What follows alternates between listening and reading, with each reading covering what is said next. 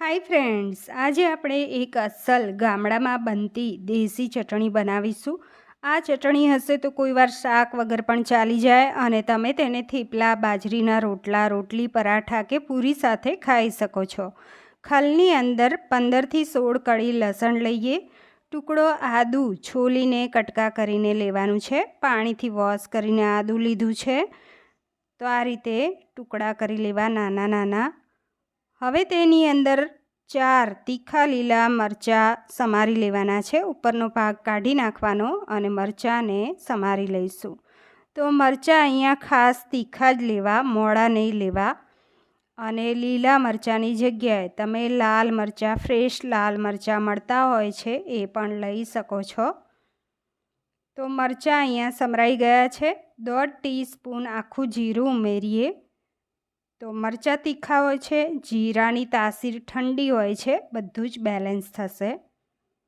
હવે અહીંયા 1 વાટકી ફ્રેશ લીલા ધાણા દાંડી સાથે લીધા છે। 3 વખત પાણીથી વોશ કરીને લીધા છે। તો અહીંયા જો ખલ નાનું પડતું હોય તો તમારે 2 વખતમાં વાટી લેવું। તો હવે આપણે વાટી લઈશું। ચટણી વાટવી એ થોડું ધીરજનું કામ હોય છે। આ મિક્સર જારમાં નથી બનતી, વાટીને એનો સરસ ટેસ્ટ આવે છે। તો અહીંયા જો આ રીતનું દરદરું વટાઈ ગયું છે। હવે મેં ધાણા કેવી રીતે લીધા એ પણ જોઈ લો। લીલા ધાણા હોય, ફ્રેશ લીલા ધાણા, એનો પાછળનો ભાગ કાઢી નાખવાનો અને એની ઉપરની કુમળી જે દાંડી હોય એ રાખવાની હોય છે। અને એની સાથે આપણે 3 વખત પાણીથી વોશ કરી અને પછી આમાં એડ થયા। હવે 1 નંગ ટામેટું લીધું છે, પાક્કું સરસ લાલ ચટાક। તો આની છાલ પણ પાતળી હોય છે। કડક હોય ટામેટું, એની કચાશ જેવું હોય તો તમારે છાલ ઉતારીને લેવી। તો અહીંયા ઝીણું ઝીણું સમારી લઈશું ખલની અંદર। તો ટામેટાની જગ્યાએ તમે ડુંગળી પણ લઈ શકો છો। હવે વાટી લેવાનું છે। ધીમે ધીમે વાટતા જઈશું, આંખમાં ના ઉડે, ધ્યાન રાખજો। તો આ ચટણી આ રીતની દરદરી રહેશે। ટામેટાના કારણે થોડું પાણી છૂટતું હોય છે, એ હવે તમે આગળ જોજો કેવી રીતે આપણે બધું જ બેલેન્સ કરી અને ચટણી બનાવીશું। તો અહીંયા દરદરું સરસ વટાઈ ગયું છે। હવે ગેસ ઓન કરીને કડાઈની અંદર 1 ટીપડી તેલ ગરમ કરવા મૂકીએ।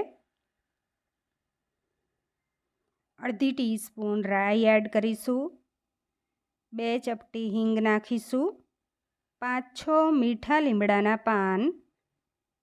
ગેસની ફ્લેમ સ્લો રાખવાની છે। ચટણીને વઘારી લઈએ। હવે મિક્સ કરી લઈશું। મિક્સ કર્યા પછી 1 ટીસ્પૂન ધાણા જીરું પાવડર એડ કરીએ। તો ધાણા જીરું પાવડર એડ કરવાથી જે પાણીનો ભાગ હોય છે એ પણ જતો રહે છે। અને અહીંયા 1 ટીસ્પૂન ખાંડ અથવા તમે ગોળ પણ ઉમેરી શકો છો। 1 ટીસ્પૂન લાલ મરચું પાવડર। અહીંયા અડધી ટીસ્પૂન મીઠું ઉમેર્યું છે। મિક્સ કરી લેવાનું છે। તો હવે ચટણીને આપણે થવા દઈશું। 3-4 મિનિટ સ્લો ફ્લેમ ઉપર થવા દેવાની છે, એટલે ટામેટાની કચાશ પણ જતી રહે અને એકદમ ચટણી સરસ તૈયાર થઈ જાય। તો ગેસની ફ્લેમ સ્લો રાખી અને થવા દેવાનું છે, આ રીતે ઢાંકણ ઢાંક્યા વગર। તો અહીંયા 3-4 મિનિટ થઈ ગઈ છે। હવે એકદમ નાની સાઈઝનું અડધું નંગ લીંબુનો રસ એડ કરવાનો છે। તો 1.5 ટીસ્પૂન જેટલો લીંબુનો રસ એડ થયો। મિક્સ કરી લેવાનું છે।